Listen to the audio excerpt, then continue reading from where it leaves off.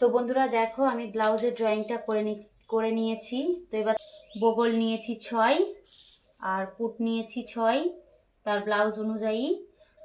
আর এখানে কোমর হচ্ছে তার হচ্ছে 32, তো 32কে 4 দিয়ে ভাগ করলে 8 হয়। 8-এর সাথে 1 যুক্ত করেছি পিছনের ডার্ট দেওয়ার জন্য, আর 1.5 ইঞ্চি এক্সট্রা নিয়েছি।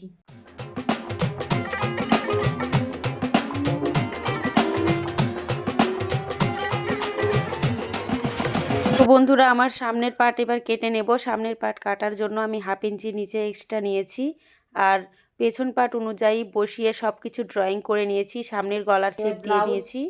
এখন দেখে নেব বগলটা ঠিক আছে নাকি। তো বগলটা আমি মেপে দেখে নিলাম, পুরো একদম কমপ্লিট। তো এখন আমি ফারপিন দিয়ে আটকে নিয়ে এখন আমি গলাটা, সামনের গলাটা কেটে নিচ্ছি। তো দেখো প্রিন্সেস কাটের আমার সম্পূর্ণ কাটিং শেষ। তো পারফেক্টভাবে আমি কেটে নিয়েছি।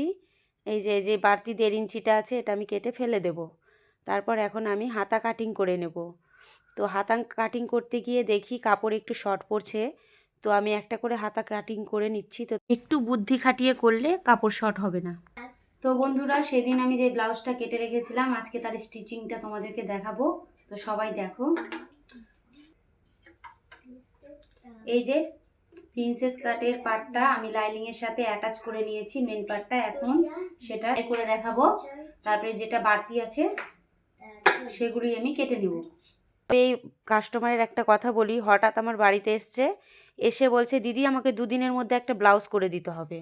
আমি তো অবাক শুনে যে 2 দিনে আমি কি করে ব্লাউজটা করব। তোমরাই বলো বন্ধুরা, 2 দিনে কি একটা ব্লাউজ হয়? তোমরা অনেকে হয়তো পারে, কিন্তু আমি পারি না।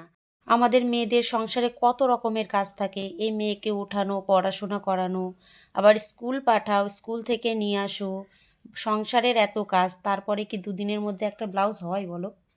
তো গল্প করতে করতে চলে এসছে আমার প্রতিদেব। এখন আবার তাকে ভাত দেওয়া লাগবে।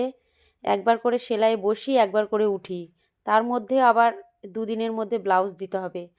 তার মধ্যে নতুন মোটর নিয়েছি। মোটরে আমি কোনো দিন কাজ করিনি, তো এবার ফার্স্ট টাইম কাজ করছি।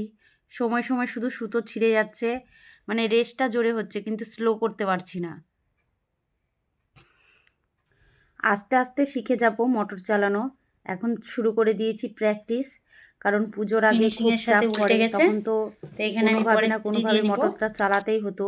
তো এখন থেকে প্র্যাকটিস শুরু। তো দেখো আমার ব্লাউজের কাজ প্রায় অনেকটাই হয়ে গেছে।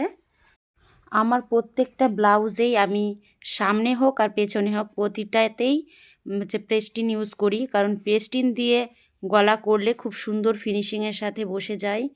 তো সব কিছু আমার প্রায় কমপ্লিট। এখন আমি একটু ইস্ত্রি দিয়ে নেব, মানে ব্লাউজ বানাতে গেলে ইস্ত্রি না দিলে সুন্দর ফিনিশিং একটা আসে না। আর আমি প্রত্যেকটা ব্লাউজেই দিই, ইস্ত্রি দিই। তো ইস্ত্রি দিয়ে দেখো আমি ব্লাউজটা একদম রেডি করে নিচ্ছি। কত সুন্দর ফিনিশিংয়ের সাথে ব্লাউজটা বসে গেছে। আর হাতাটা জয়েন করার আগে ইস্ত্রি দিয়ে নিতে হবে, আমি ইস্ত্রি দিয়ে নিয়েছি। তো এখন দেখো ব্লাউজটা আমার পুরোই কমপ্লিট হয়ে গেছে, শুধু হেম হুকগুলো আমি পরে করে নেব। তো আমার কাস্টমারের ডিমান্ড যে যা বাঁচবে তার পুরোটা যেন ফিতাতে আমি ইউজ করি ফুলে। তো সে তার অনুযায়ী আমি এখানে 3টা করে 6টা ফুল কেটে রেখেছি।